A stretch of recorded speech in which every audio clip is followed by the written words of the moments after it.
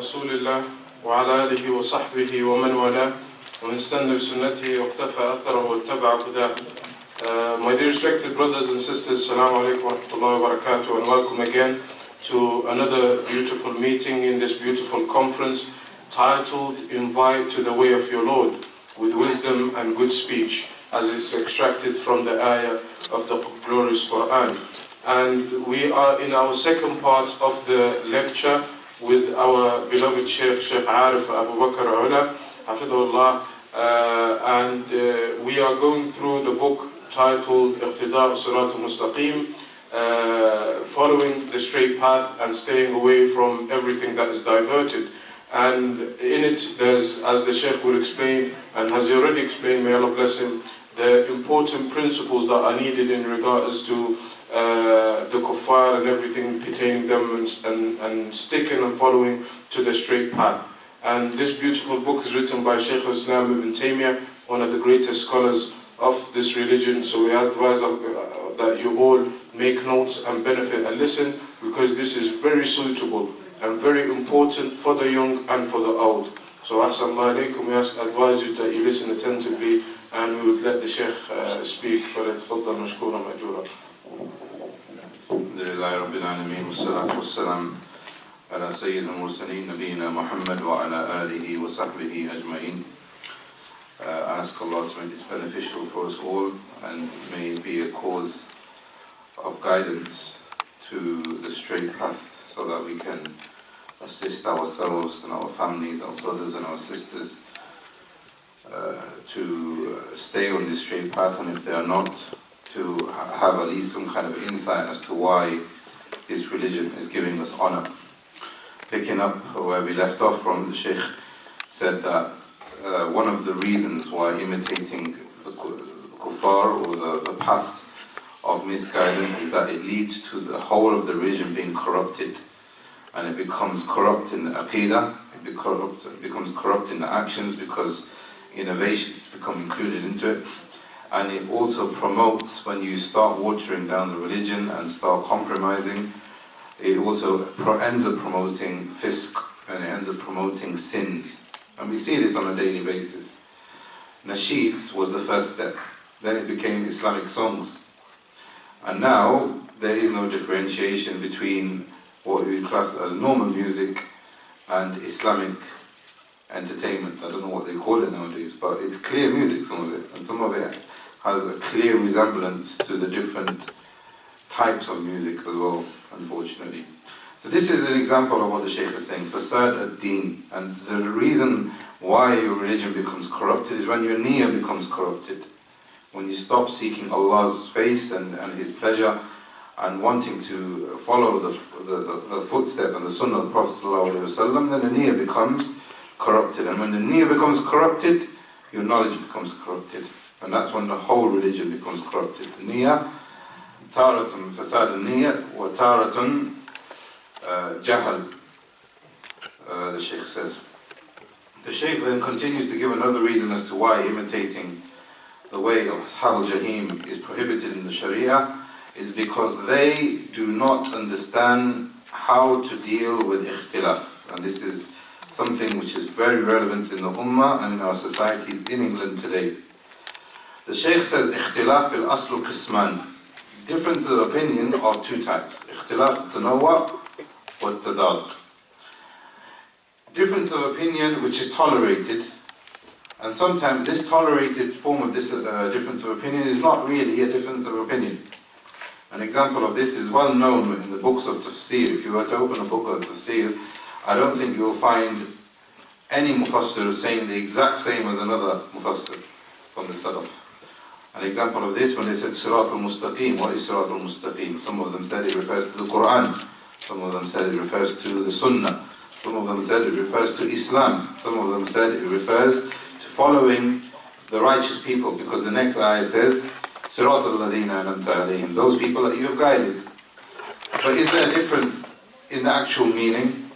There is no difference. They're all saying the same things. Even the examples they're giving are different, but the underlying message is the same. This is an example of ikhtilaf tanawwu. And not understanding ikhtilaf to know it properly will create disunity and enmity within the religion. And this is what the Shaykh is saying here. Is that when they stopped referring and when they stopped referring to ikhtilaf as something which is tolerable and intolerable, because there are some kind of ikhtilaf which are intolerable, and this is tadad. But when you stop tolerating ijtihad or ikhtilaf which is within the bounds of ijtihad, then they didn't know how to deal with it. And then this is how they became misguided, and then they split into sects and groups. This is what the Shaykh is saying. And this is unfortunate, which is happening in the Ummah today. You find some groups of people following a particular madhab, and they will say that you are against our madhab, and we will not respect you, and we will, try and assassinate your character and the reputation of your masjid based on a party or a partisanship that they're trying to hold on to. But really, what we're saying is no different to them. We love, for example, Abu Hanifa, we love Shafi, we love Malik, we love Ahmed, we love them all. So if we are saying that we are not following the opinion of Abu Hanifa on this particular issue, it doesn't necessarily mean we're disrespecting him. This is what they don't understand. Not just them, but I'm saying generally when it comes to hard-heartedness, when it comes to ikhtilaf. Now unfortunately, it's within Salafiyah as well. When one sheikh says that this sheikh or this person is somebody that you should be warned against, and another sheikh says this person is not somebody you should warn against, then what they do is one party makes it binding upon the other party, and they say, if you don't listen to us, then you're not going to be in Salafiyah anymore. We will not be my brothers. I will not give you salam, I will not even smile in your face, unfortunately, in extreme cases. The Shaykh goes on to say that كل مجتهد مصيب, that every single mujtahid has a level of correctness within him. But Shaykh Muhammad ibn Taymiyah said that this wording is incorrect. Every mujtahid is not musib. Musib means that you are correct. So any form of ijtihad that you do, you are correct in doing. So the Hanafis are correct, the Shafis are correct, the Malikis are correct, and the Hanbalis are correct, for example, on a particular mas'ala. But this is what the wording would mean. But the Shaykh Muhammad ibn Taymiyah said no, the wording here is incorrect. We will say that every kind of ijtihad is rewardable. And this is the hadith of the Prophet ﷺ, that when the mujtahid makes his ijtihad, if he gets it right, he gets 2 rewards. If he gets it wrong, he gets 1 reward. But the one who gets it wrong is not correct. He gets a reward, but he's not correct. And this is a qaida, and we'll touch upon this qaida in a minute, but before we go on to that, it is very important to realize that the mujtahid is rewarded, but the layman is not rewarded. The mujtahid is rewarded, but the layman is not rewarded. What do I mean by this? When you see a scholar, or you hear of an opinion from a scholar, and you think in yourself that this is strange, I've never had this before, or I can't accept it, even though it's valid ijtihad, and if you start speaking against this opinion, then you will become sinful. It's a form of ghibah, and it's a form of disrespecting knowledge. And again, this is within the broader scope of fiqh, but it's also within, unfortunately, Salafiyah that we see today. So a sheikh says something, and they don't see that as being Salafiyah, so they start speaking with the sheikh, and they start speaking against the ijtihad. But then going on to the next point, which is very, very important, which stems on from the one before that, is that ikhtilaf cannot be a cause of disunity. And they make it a cause of disunity is when they make a talazum fil ijtihad, when they force your ijtihad or his ijtihad upon you. This is the correct opinion in my opinion, and you must follow it also. And if you don't follow it, we're going to be disunited. And this is obviously incorrect. This is incorrect. We will say that ijtihad has no ilzam. If it's an issue of valid ijtihad, which is based upon Quran and Sunnah, and the understanding of the Salaf, but they have a difference of opinion, then you have to respect it. You don't have to follow it, but you have to respect it. Okay? So like I said, this is found within the broader sense of fiqh, but it's also found, unfortunately, within the Sharia. And the Shaykh ibn Taymiyah, Shaykhul Islam, says that there is an indication of this in the ayah, وَلَكِنْ اخْتَلَفُوا. They differed. The parties before us, they differed when it came to the Anbiya. فَمِنْهُمْ مَنْ آمَنْ وَمِنْهُمْ مَنْ كَفَرْ. Some of them believed and they took this level of difference of opinion, and they took this religious level of respect and tolerance, and they were guided by it. وَمِنْهُمْ مَنْ كَفَرَ. And some of them belied the messengers, and some of them even went as far as trying to kill them. So the Shaykh is saying here that there is praise in unity and understanding ijtihad, and there is dispraise in not understanding ijtihad and disunity. The next reason why, so this is how they deviated, they didn't understand this point. Another reason why imitation and following the way of the people heading to the hellfire is blameworthy in the Sharia, because when you start imitating them, you start removing your Sharia bit by bit. You start removing your Sharia bit by bit. To the extent now the society that we're living in today is if they see you with a beard, they see you with a hijab, you're praying salah, they will see you as being extreme. And I came across an instance where a brother, his name was, I don't want to say his name, but he was basically in a predicament. He wants to take time off for Salatul Jumu'ah. The manager is not giving it. He goes, we have Muhammad, we have Adam, we have all these different people. None of them go for Salatul Jumu'ah. Why do you want to go? Why are you so special? We can't give you an extra half an hour. It's not possible. He can't pray at work because there's nobody establishing the Jumu'ah at work. And he wants to go this extra half an hour to get to pray his Salah. So what happens now is the liberal Muslim is seen as the good one. And the one who wants to do, he's not calling to, he's not preaching, he just wants to pray Salah. And he's seen as the extreme one.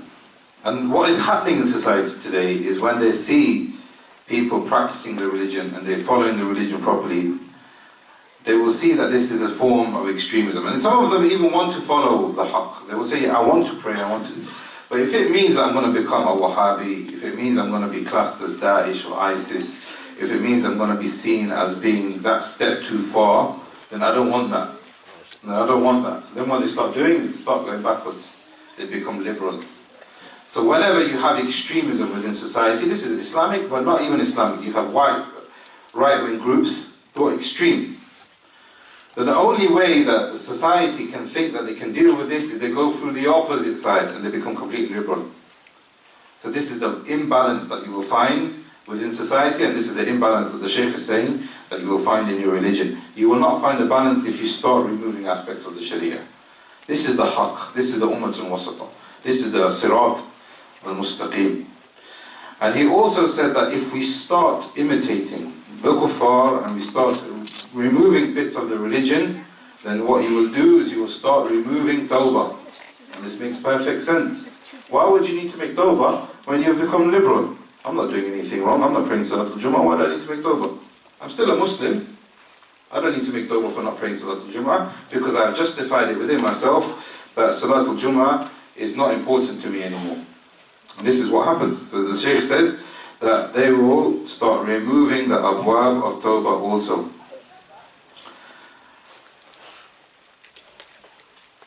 The next thing the Shaykh says is that when we start following them and start watering down our Sharia, we begin to have love for them.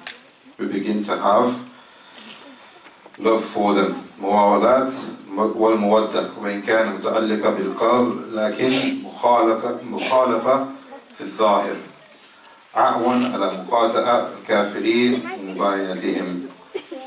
You will have love internally for them. And this is known as muwalat. But muwalat is of levels. Muwalat could lead the level of kufr, and we'll touch upon this slightly later on in a very important point. But it can be the level of kufr, when you love those people who are astray from Islam, but you have love for them and you support them. But it can be a level of sin, and this is when you start respecting them, this is when you start imitating them, this is when you start seeing good in them and not good in Islam. But it can also be in a way which is mubah. So being like the kuffar in some aspects can be mubah. And more of this will come in a little while, inshallah. But the point here is that when you start leaving the Sharia and you start following them, you begin to gain love for them. But the Shaykh says that we don't need this because we have our own identity. And we have our own identity, and we have our own hidayah. We don't need to be like the kuffar. And this is unfortunately happening now as well. With some people, they believe that the only way that we can give da'wah to them is if we start learning their sciences and using their approach to call them to Islam. So if there is an atheist, we'll start learning these scientific terms and start calling him to Islam using these scientific terms.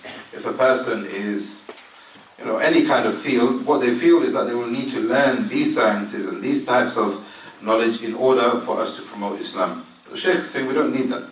We have the haqq. This is the benchmark, not what they have. So we don't need to learn what they have in order to explain this. This is the haqq, this explains itself. And it's important that the Shaykh is saying here, this is a very important point, that some people say that we imitate the kuffar, but we don't have love for them. Connected to this point. Muhammad al-Taymiyyah, rahimahullah, said that you become sinful even if you don't have intention to be like them. As long as you are following them, and even if you have no intention to love them, as long as you are knowingly following them in something which is specific to them, then you will be classed as following them. Another reason why following the kuffar and ashab al-jahim is blameworthy in our sharia is when you start imitating them, your heart becomes to be affected and full of disease. مرض القلب ومتى قلب مريضا لم يصح شيء من أعداء الصحة مطلقا. When your heart becomes corrupted, your actions will never be purified. Your actions will never be purified. These are some of the reasons, but now the Shaykh now is beginning to address some of the doubts that some people bring. So some people, they say, the Sharia, yes, it does say that we should be different to the kuffar, and yes, the ayah does say غَيْرِ الْمَغْضُوبِ عَلَيْهِمْ وَلَا الضَّالِّينَ, but this is more to do with symbolism. It doesn't necessarily mean that we can't be like them. This is a shubha, this is a doubt that some people bring. And this is, again, very valid in society today. We should be brothers, we should have interfaith, we all come from the same parents, we are all Abrahamic faith. So these ayat that talk about us being different, it's just symbolism really, it's nothing deeper than that.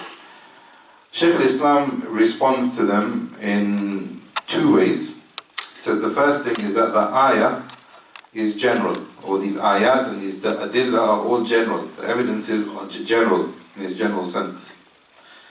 So you cannot make anything specific unless you have dalil.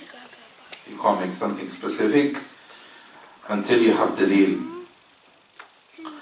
So this is general in its taklif, but it's also general for the mukallaf. It's also general for the mukallaf. So it includes all Muslims. It includes all Muslims. So you can't say, well, I'm special in this, I'm not going to fall into resembling them or anything like that.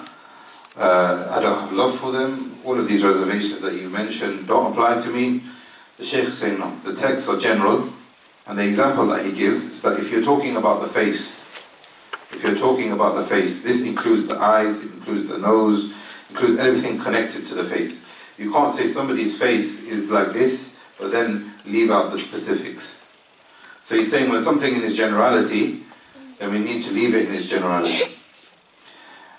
There'll be more upon this point as well afterwards, because he ties this in with something else afterwards. Another doubt that some people bring is that they say you have to be different with some things, but you can allow some things.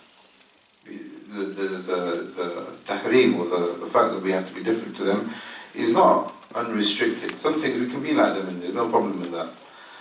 We say in response to that, you are true in what you are saying, but you are using this point to legislate or to allow things which are incorrect. What is established in being haram is haram in tashbih for them, in imitating them. But if there are certain things within the Sharia which permit us being like them in certain aspects or certain contexts, then we are allowed to do this. So then the Shaykh explains what does this mean. So sometimes something is haram in imitating them because of the way they are doing it, not because it's haram in its asl. So the example that the Shaykh gives, that we are not allowed to pray salat facing fire. If you see a fire, a wood of fire or like a barbecue of fire, you are not allowed to face that and use it as a sutra. This is because the people of fire worship used to face ovens when they used to pray. So the Shaykh is saying here, it's not that because a sutra is not allowed, it's not that because you can't pray in this direction, it's just because of a description in this particular context. The Shaykh also says that it can also be that there is a reason for us not to, and the Sharia gives a reason. So don't be like the Yahud and Nasara in a particular aspect, and he gives the reason within the hadith. If that reason is not there, then you can do it. If the reason is not there, then you can do it. Moving on to the next reason, the Shaykh says that kufr and imitation leads to labeling. So it leads to cultism and it leads to sects. People start labeling one another within the kuffar. And this happened at the time of the Prophet ﷺ when the Muhajirun said, Ya al-Muhajirah. And he said to the Nasara, then the people of Nasara said, Ya al-Nasara. The Prophet ﷺ said, what is this? This is the da'wah of the Jahiliyyah. You are brothers. And you are calling your sect in this way and you are calling your sect in this way. This is from the way of the Jahiliyyah. And then the Shaykh gives another reason.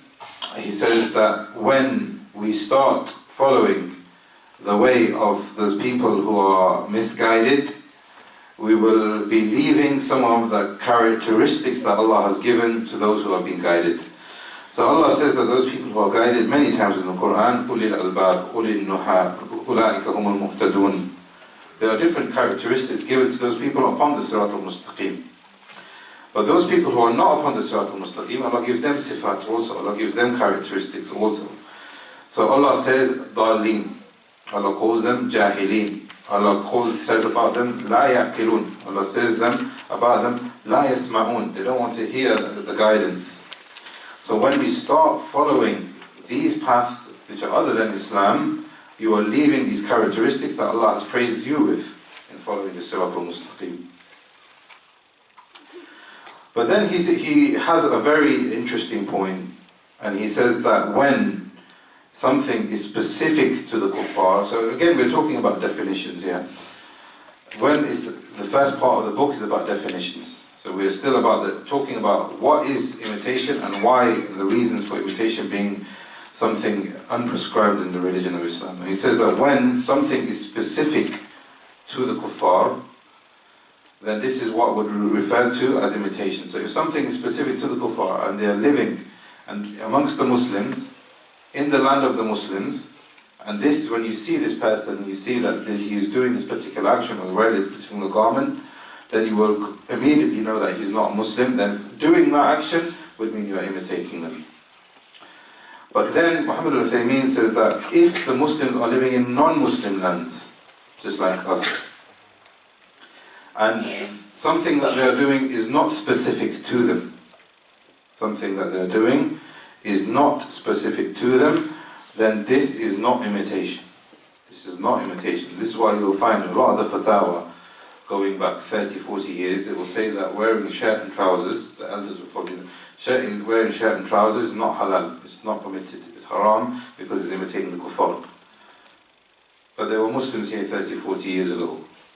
So the hukam would be different according to where you are.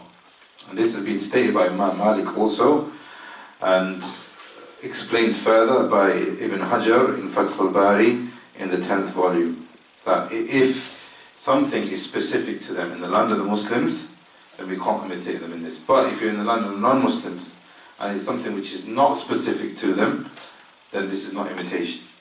Like, what if the asl coincides? So what if, for example, in your country, where you come from a Muslim country, they wear shirt and trousers.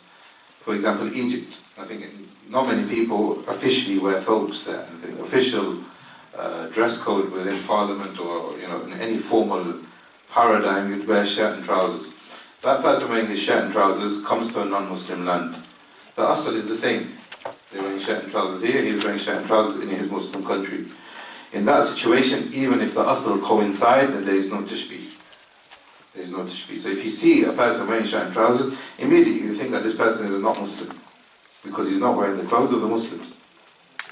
But if there is a Muslim land that has the same clothes, or the same resemblance, or the same symbol, which is coinciding with what the Muslims do, then this is not tashbih. And the example that the Shaykh gives here is that at the time of the Salaf, the people from India used to have a special shoe which was made out of wood, and they used to use that for agriculture. So they asked Imam Ahmad, what is the ruling on wearing this shoe? It's foreign to the Muslim land. So the Shaykh said it becomes permissible if there is a need for it, because we are not doing this now out of imitation. We're doing this because there is a need within agriculture to do it. But Imam Ahmad said, I dislike it for me to wear it even if I need to wear it. Muhammad ibn Taymiyah says that this is a very important qa'idah. This is a very important qa'idah. There may be something which is permissible, but by you doing it, your family, your friends, somebody in your society will see that this is something blameworthy. Why is this person doing it? He's constantly telling me to come to the masjid, he's constantly telling me to do good, but I see him doing this thing, you know it's mubah, but he doesn't. He sees it as being something blameworthy. Then it's better for you to leave it. This is what Muhammad ibn Taymiyah is saying, and this is the meaning of what Imam Ahmad is saying here. That it is permissible, because there is a need. But if he was to do it himself, then this could create a problem. And then Shaykhul Islam goes into something which is quite relevant today, which is the idea of moon sighting. And he's saying that people have deviated within this ummah when they started taking the idea of moon sighting bil kitab wal hisab, by estimating it or using astronomy to look at the moon sighting. And this is how the people before us had innovated into their religion. He said that people from this ummah are starting to do it now as well. And how relevant is that? 700, 800 years on, people are still doing it in the Muslim countries. But Allah tells us in the Quran, يَسْأَلُونَكَ أَنِ الْحِلَّةِ قُلْ هِيَ مَوَاقِيتُ لِلنَّاسِ وَالْحَجِّ. The point in this ayah is that we have the moon sighting. We don't estimate, we don't use astronomy, we don't use predictions to establish the month. So he's giving another example of how something might be permissible in its asal.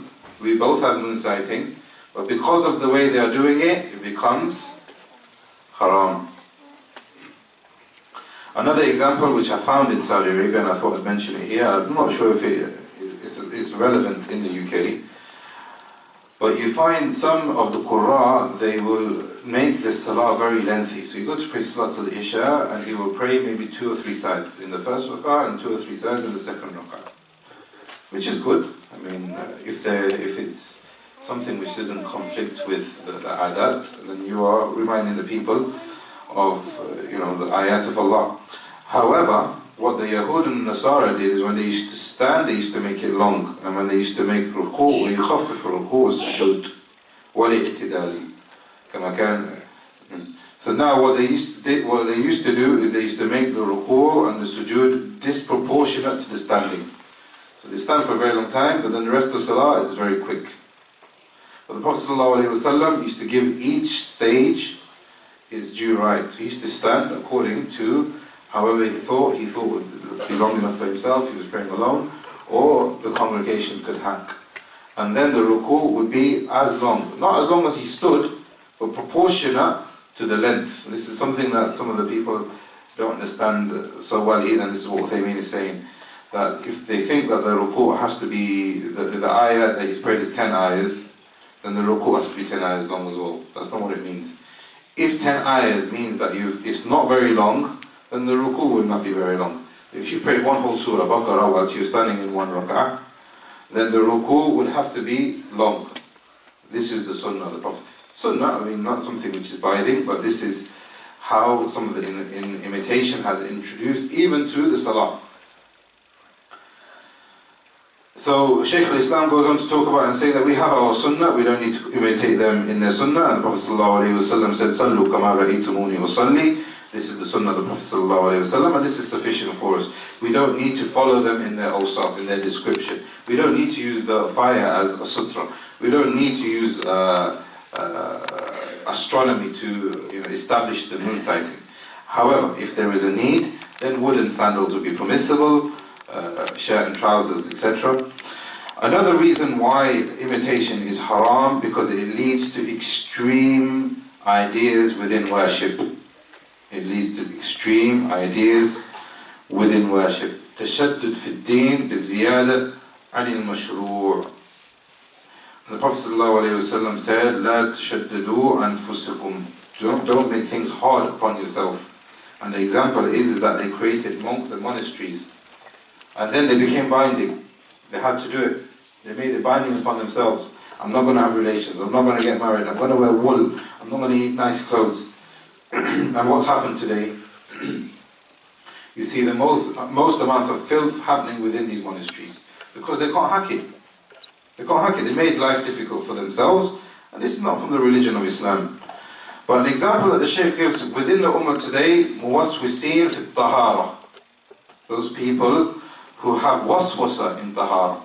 Allah and His Messenger has given us a way for us to purify ourselves.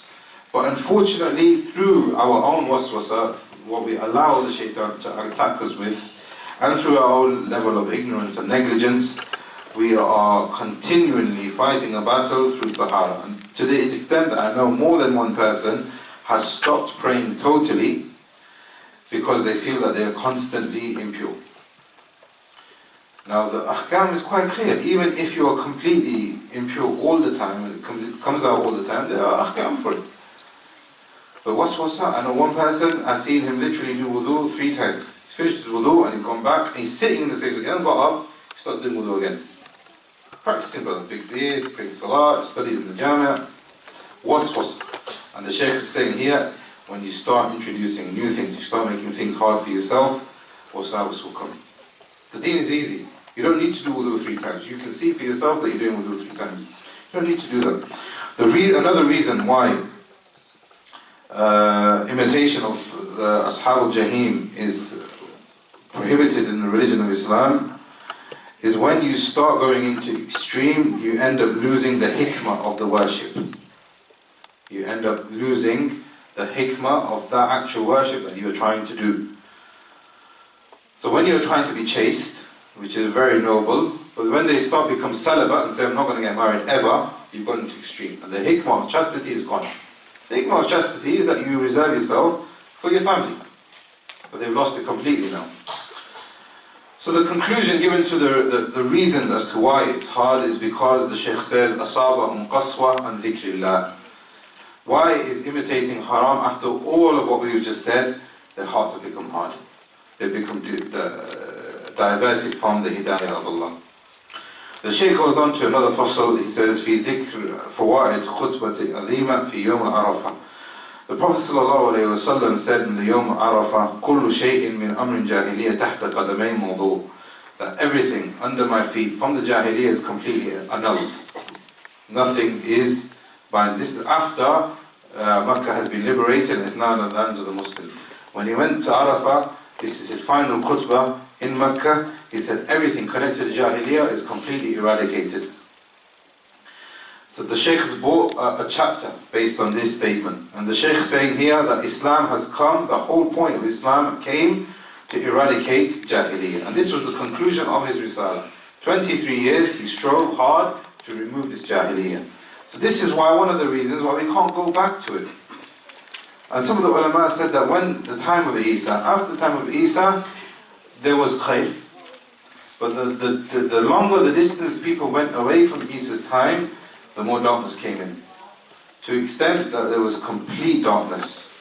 And then Prophet ﷺ came, and Allah gave him wahy. This is when light came in. But then, after the time of the Prophet ﷺ, after he passed away, what started happening? The light started going out. Ikhtilaf came between the Sahabas. Ikhtilaf came between the Salaf. People started killing each other. And until now, aspects of Jahiliyyah have entered back into the Ummah which are probably even worse than they were before. Which were worse than they were before. In Jahiliyyah, a man would not be with a man. But now, they are talking about a man being with a dead body. This is just an example. But you can see that Jahiliyyah, the further we go away from what the Prophet ﷺ came to eradicate, the worse the Jahiliyyah will become. And Islam now has become the benchmark. The Hidayah now has become the benchmark. If we take this benchmark away, then there are no restrictions. There are no restrictions. So now, for example, if we say let's establish a sixth prayer for the day, you'll say, no, this is not accepted, this is bid'ah. But if a group of the Muslims get away with it and they pray 6 salah a day, what will happen? What stops there from being a 7th? What stops there from being an 8th? What stops there being dhuhr into 10 rak'at? Islam is the benchmark. Once we take that benchmark away, all restrictions are removed, as the Shaykh says. So he's saying that the Prophet ﷺ came to preserve the Sharia. He gave us the Sharia and he came to preserve it. He gave us all the ways so that this preservation can remain in this ummah.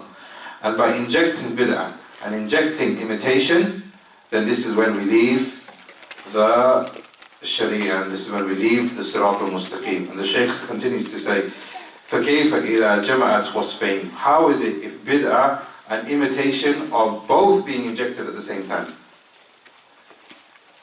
How evil would be the end, or the implications of it. The next chapter, the Shaykh says, ذِكْرُ إِجْمَعَ الصَّحَابَةِ وَالسَّلَفَ عَلَى الشَّرِيعَةِ مُخَالَفَةِ لِلْكُفَّارِ وَنَحْوِهِمْ. He's giving understanding of the Salaf now on how we should be different to the people who have been led astray. And there are many examples, and one of the examples, the example gives us their understanding also, is that at the time of Umar radiallahu anh, cultures began to become mixed. He went to Bayt al-Maqdis, there were Jews there were Christians there, etc. And there were wars that were happening and the Muslim empire was expanding. So people were giving jizya to live in these Muslim lands. And Umar obviously had to permit them, and the whole idea was that we keep them alive and we don't mutilate and annihilate, that we talked about yesterday. But he placed within this multiculturalism conditions. He said that there are conditions, and these conditions that we do not resemble. وَلَا تَشَبَّهْ بِهِمْ فِي شَيْءٍ مِنْ الْمَلَابِسِ. That the clothes cannot resemble one another. The imam cannot resemble one another. Na'alayn, your shoes. Farq fi shab, even your hairstyle cannot resemble one another. Why would we go as far as hairstyle if imitating the kuffar was something which is not permitted? He's saying you can live with them amongst us, you keep your identity, we keep our identity. Also he went by further, extending that further by saying that you cannot erect your symbols of your religion within our society. You're free to do whatever you want in your own quarters, in your own little societies, in your own compounds, but the society cannot become corrupt and polluted and mixed in this manner. If this person's saying it's the haqq, or this person's saying the haqq, then the haqq will become polluted. Nobody will know what the haqq actually is. And another reason, Shaykhul Islam ibn Taymiyah is saying that because this now cuts all the ways for copying one another. If you preserve your identity, even to your hairstyle, even to the way you dress, then your acts of worship will not become polluted with one another. And how relevant is that today now? People are resembling the kuffar within our masajid, in our homes. They're looking at these TV screens and think, how can I be like this person? When your superheroes, if you want to talk about superheroes, are quite clear within the Sharia. These people had an actual impact on life. As we saw yesterday, Rahmatullah Alameen has impacted life to this day from 1400 years ago in a way that the world has never seen before. And to the fact that I'm speaking in the microphone, we have phones here, all of this extends from the understanding from the Quran and the Sunnah, as we established yesterday. So why do we need to? If we had our own identity and we followed our own understanding of the religion, think of the amazing things we could do in the dunya. And this leads on to another point, and the Shaykh is saying here that Ibn Taymiyyah says, تَمَيِّزَ الْمُسْلِمِينَ فِي الشُّعُورِ وَالْمَلَابِسِ, that you need to have a differentiation between the way you dress and the way you conduct yourself in the society, is that unfortunately now a lot of people are being pushed with the idea of British values. That we have to compromise our religious beliefs and practices based on British values. But this is something that they don't understand as to what British values are, and there's also a misunderstanding as to what Islam teaches as its values. Anything which is good, we have fully yaqeen we will find in Islam. British values basically means that you respect one another, you don't harm one another, your blood is protected, your honor is protected, your wealth is protected. All of these things are protected. You can't transgress against one another. This has been established in Islam for 1400 years. This is British values. What they confuse it with is British culture. British culture refers to you sacrificing your worship and your identity and your ibadah and your manhaj. Culture would mean that yes, you go to the pub, yes, you start mixing, yes, you do all the things that they do. Right now the government are not pushing British culture. Yes, we are within the culture and we live cohesively, we integrate and we benefit, but we are not forced to sacrifice our aqidah and our identity. Rather, we need to open up dialogue to explain to them what the true Islam is. British values were, however, we are one in this. We are calling to tolerance, we are calling to respect. The Shaykh then goes on, Shaykhul Islam ibn Taymiyah goes on to talk about the different types of imitation, and he's saying that there are three main different types of imitation. And this is talking about what we said shortly before, and he's coming back to this point. He's saying that sometimes an act of worship might not be permissible in certain aspects, but it is permissible within a particular context. So Allah describes the people when they used to do tawaf around the Kaaba. Before Islam, they used to do tawaf around the Kaaba naked. Men and women used to be naked doing tawaf. Whilst they used to do tawaf, they used to whistle and they used to clap. This was their ibadah. Obviously, alhamdulillah, Islam came to purify this. But now the discussion between the ulama is clapping. Is clapping a form of resembling them or not? And Shaykhul Islam is saying here that sometimes clapping is allowed. Clapping by itself, there's a dispute. If somebody does something good, he claps. Is that permissible or not? That's a separate. But he's saying here, within the framework of Islam, Islam has permitted clapping, even though it's blameworthy in other aspects, but it's made it permissible within a particular context. And the context is when the Imam is making a mistake, the men say Subhanallah, and the women clap in this fashion. They use the fingers of the right hand against the palm of their left hand to signal a mistake for the Imam. Another way where imitation may be contextualized is when the asl is the same. And Islam came to preserve this asl. Ramadan, before Islam was called Ramadan. Before Islam they used to make tawaf, we make tawaf. Before Islam they used to make Safa, Marwa, Sa'i, and we do the same thing. So the asl was the same before Jahiliyyah, and its asl remains the same now. And sometimes the kuffar or Ashab al-Jahim are doing something and there is no mention in the Sharia. So there are three characteristics. One, where something is only permissible due to a particular context that Islam has given. Another type of imitation, Islam has left it open and has preserved the same thing that they used to do in Jahiliyyah. And there are many examples of this one as well. They used to have qasama, they used to have blood money. All of these things remained in Islam. But there's another one, which is the third one, is where there is no mention. And the Shaykh saying that the asl for this now is haram.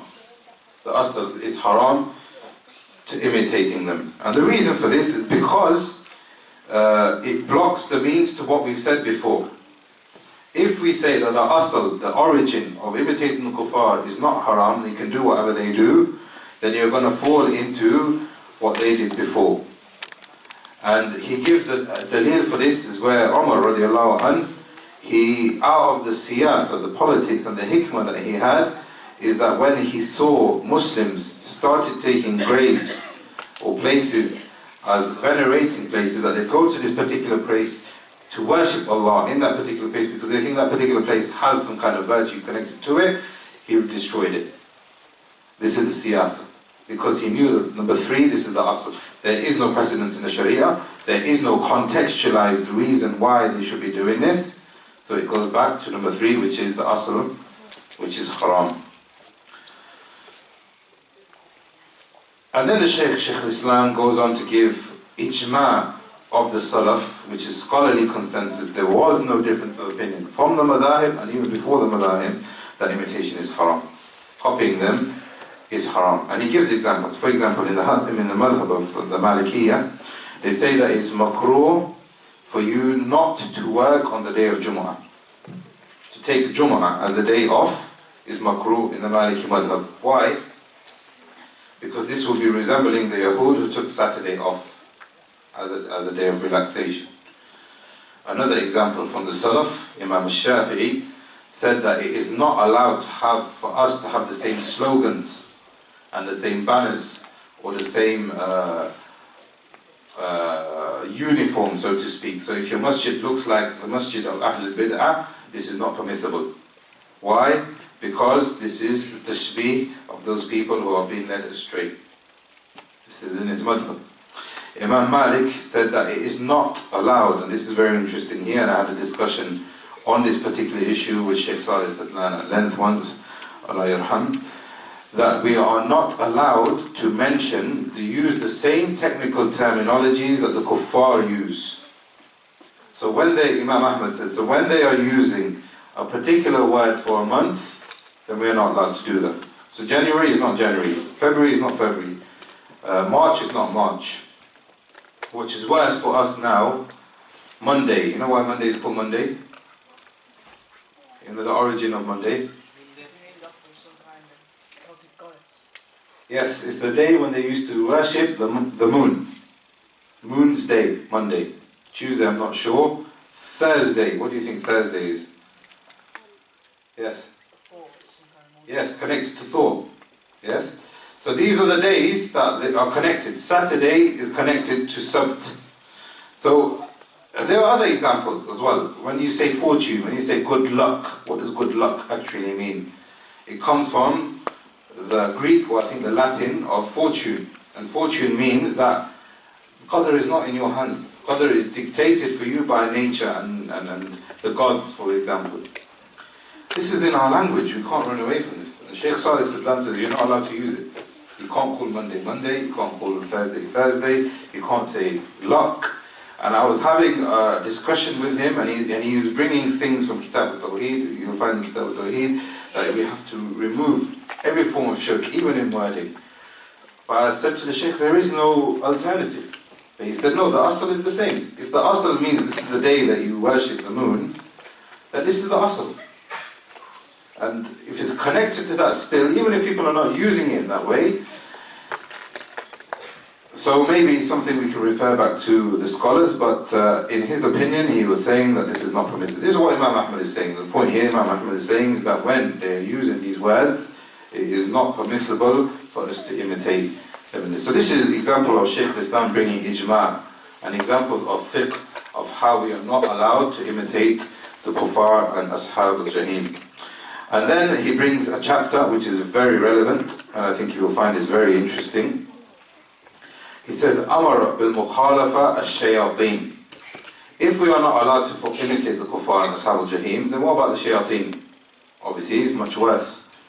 وَمَنْ لَمْ يَكْمَلْ دِينَهُ كَالْأَعْرَابِ. And those people who are completely foolish and have not completed their religion, like the Bedouins. At that time, the people who used to live outside the city were very, very harsh and very, very, very ignorant of their religion. And you could not give them any sense or understanding of anything. If you tell them that this is fire, don't touch it, they will touch it regardless. And I've seen this. I lived in Riyadh for 7 years. And some people, it's very difficult for you to make them understand something which is very, very basic. And this is because of the trait that Allah has described them of in the Quran, that this is how they are.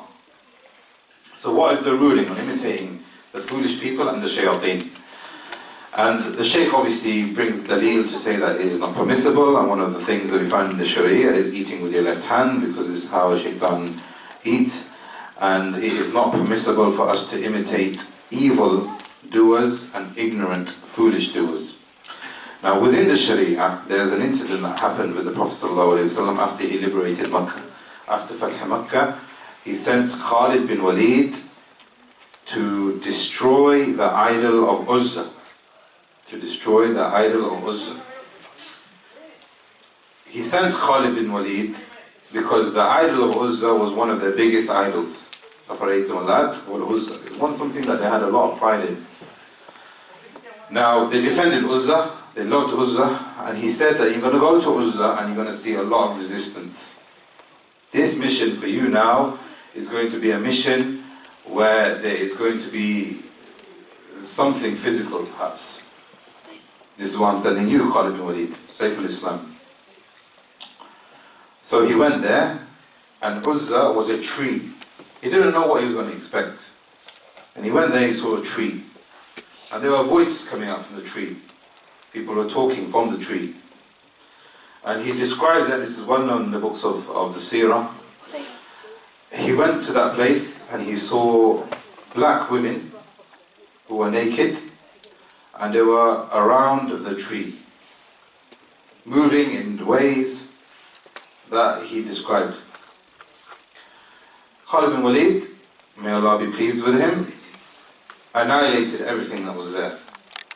Annihilated everything that was there. He went back to the Prophet ﷺ, and through the wahi, the Prophet ﷺ said, now that is the end of Uzza. What does this remind you of, my brothers and sisters? Where do we see women, black women in society who have got no clothes on, literally next to no clothes on, moving in the way that they are moving within society today? I mean, it's a rhetorical question. We don't need to bring this kind of filth into the house of Allah, but you will see it. It's in society everywhere. Amr mukhalafa shayateen. We have been commanded to be different to the shayateen and not follow the path of the shayateen and not follow the path of those who are ignorant. The next chapter, the Shaykh says, بين التشبه بالكفار والشياطين وبين الأعراب والأعجام فرق يجب اعتباره. He said, now there are some times when following the kuffar is not imitation, and there are sometimes following these foolish people is not imitation. So he said there's three categories now. Following the shayateen, this is kufr and this is sin, and it's not allowed. That is quite clear. But when we are following non-Arabs, when we are following non-Muslim culture, is that allowed? The Shaykh said that it is not permissible for us to say that following non-Muslims or non-Arabs is completely haram. He said there is no itlaq in it, there is no unrestricted prohibition in it. And he gives tafsir, he said there's tafsir. He goes, for example, he says, for example, that the jins of a qawm, that the type of a qawm, of a nation, might be better than another qawm. So Arabs might be better than non-Arabs in the general sense. This is what Ibn Taymiyah is saying. They have the lugha of the Quran. They have been given the hidayah which affects their hearts. Non-Arabs don't have that. Non-Arabs don't have that. When you read the Quran, they don't know what they're reading. Arabs have been given the culture of Islam. It's deeply enriched within their culture. Other non-Arab cultures don't have that. British Muslims have become British. From different cultures, people become completely alien to the culture and the feel of Islam. So he's saying, in general, if you are from an Arab background, you will be better off than if you're not from an Arab background. It's very important for us to define what Arab is here, because Arab, some people have taken this nationalism and taken this patriotism and saying that Arabs are better. Shaykhul Islam said, he said linguistically Arabs you can become an Arab through three different ways. Either through your lineage, either you are living amongst them and you settle amongst them, or you speak their language. Or you speak their language. So this is what we mean by Arabs are better than non-Arabs. If you speak Arabic, you understand the Quran and the Sunnah, you understand the religion of Islam, but you're living in England, in Coventry, then you are classed as an Arab in this sense. And this makes you better than somebody who doesn't have that. I think that makes perfect sense. How are people misguided when they don't understand the Arabic language? They don't understand what Allah and the Messenger is telling them, commanding them to do. So he's saying that Arabic, having Arabic is better because it's a symbol of Islam. When you hear people speak in Arabic, even the kuffar, they're using the words of Allah and alhamdulillah. It's a symbol, it's the identity of Islam. It creates unity. In this world, can you imagine, there are 50, 60, 70 million people that speak one language. And this is what's happening in the world now with English being spread throughout. to remove this identity. Why are the Chinese so strong? Because there's 1 billion people that speak one language. There is no imitation when we are following the Arabic language, because the asl is from Ismail. The asl of the Arabic language is from Ismail, who learned it from Jurhum. There is no imitation of any other culture or society. So these are the reasons why he's saying the Arabic language is very important. But going back to the point that he's making, he's saying that sometimes a non-Arab is better than an Arab. And he said some of our leaders from this ummah were non-Arab. Bilal ibn Rabah, Bilal ibn Rabah, Salman al-Farsi, Suhaib al-Rumi, Imam Bukhari, all the Imams of the 6 books were non-Arab. Bukhari, except Muslim. Bukhari, Muslim, Nasa'i from Nasa'a, Tirmidhi, Abu Dawood from Sijistan, and Ibn Majah. They're all from a place in Khurasan outside of being Arab. But the point here is saying that leaving this level of identity would leave your Islamic culture, because Allah says in the Quran, إِنَّهُ ذِكْرٌ لَكَ وَلِقَوْمِكَ. This kitab that has been given to you in Arabic is a guide for you and for your nation, irrespective of where that nation is. It could be in Canada or it could be in Mecca. But it's guidance for you, and this is your identity, the Arabic language. And he's saying, he continues to say that this doesn't mean that we have pride of Arab over non-Arab. But when we are following people who are either non-Arab or people who may be foolish in one aspect, it doesn't necessarily mean that if you're going to be like them in other aspects that you are imitating them. This is the point of this chapter. The next chapter he's saying now that people come with this doubt of interfaith. So I call it interfaith. The Shaykh is saying, الرد على من عارض أدلة التشبه بأن الشرع من قبلنا شرع لنا. That this is a refutation of people who say that those prophets who came before us are our Anbiya also. So if the Jews are doing something, then we are following a Nabi. If we are following Christians, we are following a Nabi. So their Sharia is the Sharia for us also. So what they do by this is that we say that Ibrahim is our father, let's all become brothers. A Jew, Muslim, Christian, we're all brothers. So the Shaykh is going to talk about this. Before that, Ibn Taymiyah rahimahullah said that this is a correct qa'ila, shar'un man qablana, shar'un lana, but it's being used in the wrong way here, and we will see why. In response, Ibn Taymiyah is saying that yes, this is correct, but they are not a source anymore. The Torah is not a source anymore. The Gospel is not a source anymore. Musa was a source, Isa was a source, but they have corrupted their religion. So you can't say that now that they are brothers because they have corrupted their religion. Yes, they would be our brothers if they followed all the prophets, including Muhammad alayhi salam, which was in their books. On top of that, we have a wahi which abrogates all the other wahis. And this is the ummah which is the best ummah. This is the kitab which is the best kitab. And this is the prophet which is the best prophet. So we don't need not to degrade any other anbiya, not to degrade any book, but we have what is better. And then the Shaykh goes on to give examples. He's saying that, okay, so now where are you going to differentiate? They say, for example, that we are brothers because we all respect the day of Ashura. The Yahud respect it, the Nasara respect it, and even the Mushriks of Jahiliyyah respected it. And now this Ummah, Muhammad alayhi salam came and he said we fast these days because we are all brothers. This is the shubha that they are coming up with. This is their dalil to say interfaith is legislated. Response to this, the Shaykh says, Ibn Taymiyah, that it used to be wajib, but now it has been abrogated, so it's mustahab. So the hukam for us to fast Ashura is different for the hukam for them. So there is no resemblance.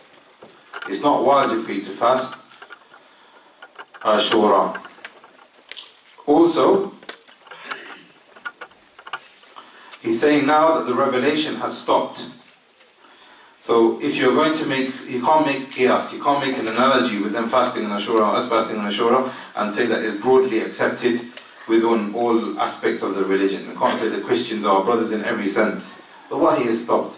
If you're talking about one aspect, that is only specific because the wahi was there. And the Prophet was there to guide us to what was right and what was wrong. And also, which is very important here, which they are confusing matters with, is that when we are fasting Ashura, we are not fasting Ashura to be like them. We are fasting Ashura because it's the haqq. And if the haqq coincides with them doing something, then this is the haqq. They will say Allah is one. They will say that there is a Yawm al-Qiyamah. Does that mean we are copying them and we become brothers in this aspect? No, it doesn't. And the Shaykh brings an interesting point here. He says, وَمِثْلُ ذَلِكَ الْيَوْمِ لَوْ أَنَّ الْمُسْلِمْ بِدَارِ الْحَرْبِ وَدَارِ الْكُفْرِ. If there is a Muslim today living in a non-Muslim land, if that land has enmity and a war against the Muslims, as some of the takfiris are saying, we're living in a land which is Dar al-Harb. You can do whatever you want. You can drive your van, get out of the van and start stabbing people. This is the land of war, this is what they're saying. But we say that this is the Dar al-Ahd or Dar al-Kufr, this is a land where we are living amongst the kuffar. غير حرب لم يكن مأمورا بالمخالفة لهم هدي ظاهر. Ibn Taymiyah is saying here that it is not prescribed for us to put our differences up in their face, to make it a matter of discord. لما عليه من ذلك من الضرر. What will that do is it will just create enmity. We are Muslims and we are not going to integrate with you guys, we are not going to do anything to conform with you guys, because we have hatred towards you. This is just going to create enmity. And it's not going to create any dialogue. Nobody's going to become Muslim. Nobody's going to accept the haqq. But qad yustahab.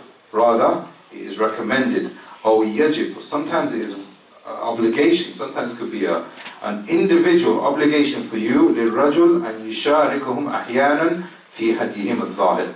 That you cooperate with them in some of these matters, which will bring maslaha ad-diniyah من دعوتهم إلى الدين والإطلاق للباطل أمر الإخبار المسلمين ذلك أو دفع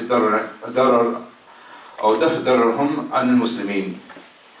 So he's saying that here, when we get engaged possibly with politics, or possibly with our culture, or possibly with integrating with them, if there is a maslaha for the Muslimin, this is what Ibn Taymiyyah is saying here, that you become with them for the benefit of the Muslims and the religion, then this might be something which is wajib, or could be something which is mustahab for the Muslims living in a non-Muslim land. That doesn't mean that we say that this is interfaith, and that doesn't mean that we say that everybody is upon the haqq. We keep our identity in order to open this dialogue up. The next fasl, the Shaykh says in the next chapter, أعمال الكفار والأجام ونحوهم تنقسم إلى ثلاث أقسام. He's saying that this example that you've brought, that the Sharia of the people before us is the Sharia for us, is of three different scenarios. So you can't make a blanket statement that we're saying we're all brothers. The first one is that the asal is the same, but the characteristic is different, like we've seen before, but now here we're talking in an interfaith aspect. For example, they pray salah and we pray salah, but they do not pray salah with their shoes on. But our Sharia gives that context or that extra description which allows us to be different to them. Another example, he says that they don't dye their hair when it gets white. We have been recommended to be different to them. Dye your hair, your beard. Grow your beard and cut your moustache. Be different to them. The asl is the same, they've got beards, but our description and our identity is different to them in that. The second example of their Sharia and our Sharia being the same in some aspects is when the Sharia they had has been abrogated by our Sharia. They used to venerate the day of Saturday. We have Friday. Saturday has been abrogated. Another example is when they have introduced something new into their Sharia, and this is not Shar' man qablana. This is not the Sharia from them aslan. In its origin, it's not part of their Sharia, but they've innovated, they've corrupted their books. So this is not a hujjah. So for someone to say that we are all brothers, and they are not giving attention to these three different aspects, or these three different types of Sharia, or aspects of the Sharia, and then they are doing injustice to the Sharia of our Sharia and their Sharia also.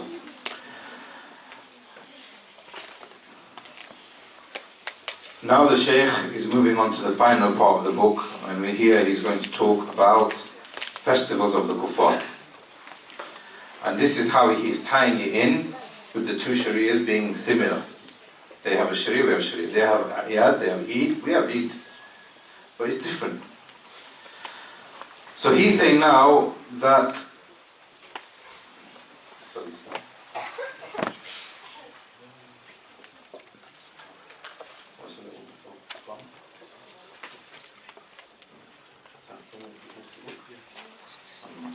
طيب, okay, I have 10 minutes to finish 30 pages.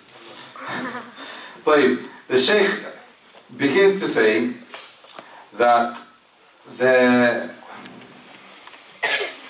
have innovated into their religion these celebrations. And an example of that we see today are birthdays.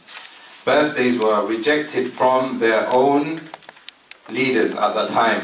Because birthdays, if you look in the encyclopedia, the American encyclopedia is well documented. The origin of birthday was to celebrate the birth of a god or somebody that was noble. They used to worship this idol. He was born on that day, so they used to worship him. The Jews and the Christians initially said that this is a pagan ritual, we have nothing to do with it. It's a pagan ritual, we have nothing to do with it. But what they did is they innovated. Eventually they said, yes, let's have an Eid for Isa, let's have an Eid for Nabi, al-Mawlid. So the Shaykh is saying, what is an Eid? He said, Eid is an act of worship whether you like it or not. If you say, I'm going to take part of Christmas, I'm going to take part of Eid Milad al-Nabi, I don't hold it to be a religious event, I'm just doing it just so that it can be social, or I can do something which is not part of worship. The Shaykh said that this is not good enough. Eid is part of the religion, because Allah's Messenger has specified Eid into 2 Eids. And Allah says in the Quran, لِكُلٍّ جَعَلْنَا مِنْكُمْ شِرْعَةً وَمِنْهَاجًا. Everyone has been given the Sharia and a manhaj.